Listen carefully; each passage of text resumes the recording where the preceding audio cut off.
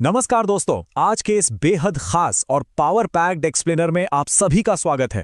आज हम एक बहुत ही शानदार सफर पर निकलने वाले हैं।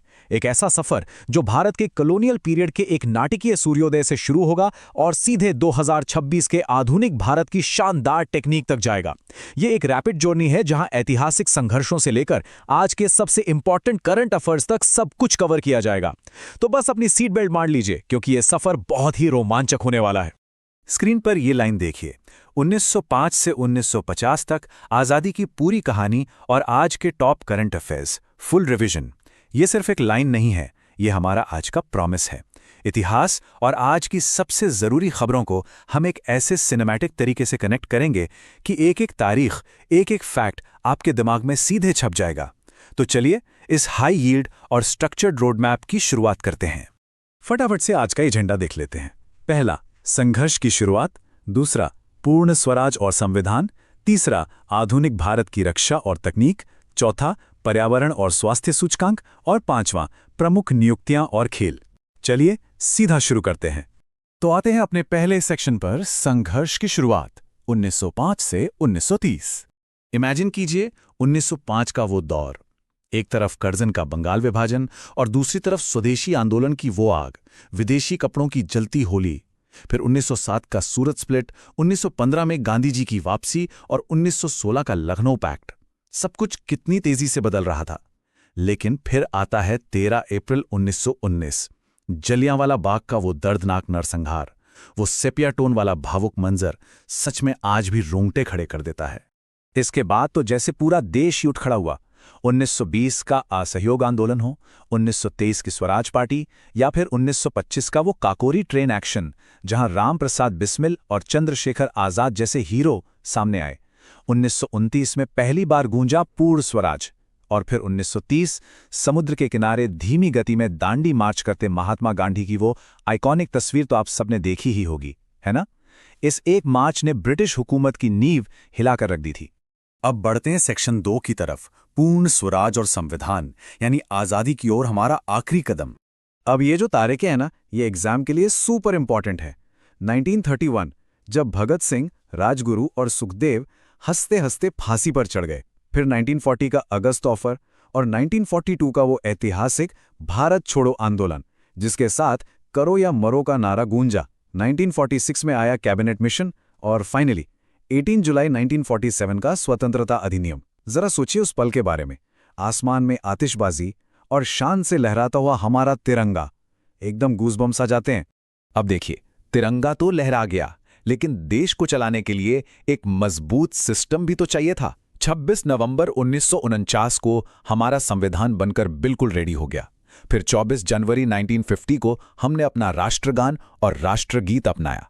26 जनवरी 1950 को संविधान पूरे देश में लागू हुआ और ठीक 2 दिन बाद 28 जनवरी 1950 को सुप्रीम कोर्ट का गठन हो गया। ये सीक्वेंस एकदम दिमाग में फिट कर लीजिए। तो ये था हमारा शानदार इतिहास। अब उन पुराने सेपिया पन्नों से बाहर निकलते हैं और सीधे टाइम ट्रैवल करके चलते हैं आज के वाइब्रेंट, हाइपर रियलिस्टिक और हाईटेक भारत में। 1950 के संघर्ष से सीधे 2026 की छलांग। सेक्शन 3, आधुनिक भारत की जीत, रक्षा और तकनीक। हमारे स्वतंत्रता सेनानियों ने जो सपना देखा था, आज डीआरडीओ उसे एडवांस्ड टेक्नोलॉजी से सच कर रहा है। अभी हाल ही में नासम एसएसआर यानी naval anti ship missile short range का साल्वो लॉन्च हुआ है। अब आप सोचेंगे ये साल्वो क्या है? इसका सीधा सा मतलब है एक ही प्लेटफॉर्म यानी एक ही हेलीकॉप्टर से बैक टू बैक बहुत कम समय में 2 मिसाइलें फायर करना। और इसका सक्सेसफुल टेस्ट ओडिशा के तट पर किया जा चुका है ना कमाल? और सिर्फ डिफेंस ही नहीं, एनर्जी सेक्टर में भी गेम चेंजिंग काम हो रहा है। जरा अंडरग्राउंड कोल गैसिफिकेशन के बारे में सोचिए। भारत ने पहली बार 4 कमर्शियल कोयला ब्लॉकों के लिए इसे मंजूरी दी है। इसमें होता क्या है कि कोयले को खदान से बाहर निकालने की झंझट ही खत्म, उसे जमीन के अंदर ही सीधे गैस में बदल दिया जाता है। हमारा टारगेट एकदम क्लियर है, 2030 तक 100 मिलियन टन कोयले का गैसीकरण करना, जिसके लिए ओडिशा और आंध्र प्रदेश को चुना गया है। अब जरा इन 2 अमेजिंग अचीवमेंट्स को कंपेयर करते हैं। ग्लोबल लेवल पे देखिए, फिनलैंड ने जमीन से 400 मीटर नीचे रेडियो एक्टिव कचरे के लिए दुनिया का पहला न्यूक्लियर वेस्ट वॉल्ट बना लिया है, एकदम फ्यूचरिस्टिक अंडरग्राउंड फैसिलिटी। और दूसरी तरफ अपने देश में देखिए, लक्षद्वीप के खूबसूरत नीले समंदर के ऊपर स्काई होप एविएशन ने भारत की पहली कमर्शियल सी प्लेन सर्विस शुरू कर दी है, जो सीधे पानी से टेक ऑफ करेगी। चलिए अब आगे बढ़ते हैं सेक्शन 4 पर, पर्यावरण और स्वास्थ्य सूचकांक। ये जो टेबल आप देख रहे हैं, पंचायत उन्नति सूचकांक 2.0 का, इसका डेटा सीरियसली बहुत चौंकाने वाला है। त्रिपुरा फ्रंट रनर कैटेगरी में 943 पंचायतों के साथ टॉपर है। लेकिन कैच कहाँ है? कैच ये है कि अचीवर कैटेगरी, जिसके लिए 90 से 100 का स्कोर चाहिए, पूरे भारत की एक भी पंचायत इस कैटेगरी में नहीं आ पाई। स्कोर लिटरली 0 है। मतलब रूरल इंडिया को स्मार्ट पंचायत सिस्टम बनाने की दिशा में अभी हमें बहुत काम करना है। अब फटाफट से हेल्थ सेक्टर की कुछ क्विक अपडेट्स देख लेते हैं। 30 अप्रैल को आयुष्मान भारत दिवस मनाया गया।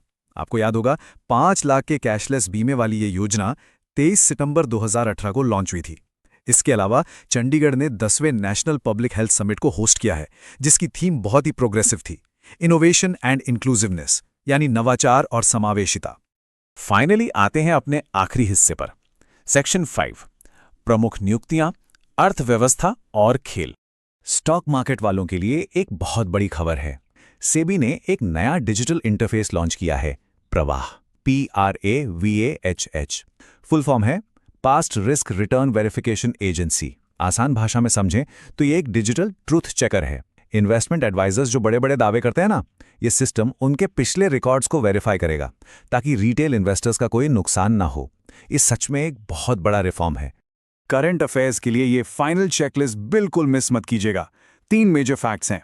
पहला, मेघालय के उमरोई में 11 देशों के साथ इंडियन आर्मी का बहुराष्ट्रीय अभ्यास प्रगति शुरू हो चुका है। दूसरा, यूपी के पीलीभीत में APDA के जरिए देश का पहला बासमती और ऑर्गेनिक ट्रेनिंग सेंटर बन रहा है। और तीसरा, एक बहुत ही प्राउड मोमेंट, तमिलनाडु की रतिका श्री भारत की पहली ट्रांसजेंडर क्रिकेट अंपायर बन गई हैं। अब इस नंबर 5 पे जरा फोकस कीजिए।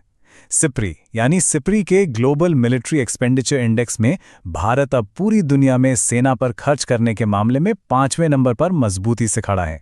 ये कोई छोटा अचीवमेंट नहीं है।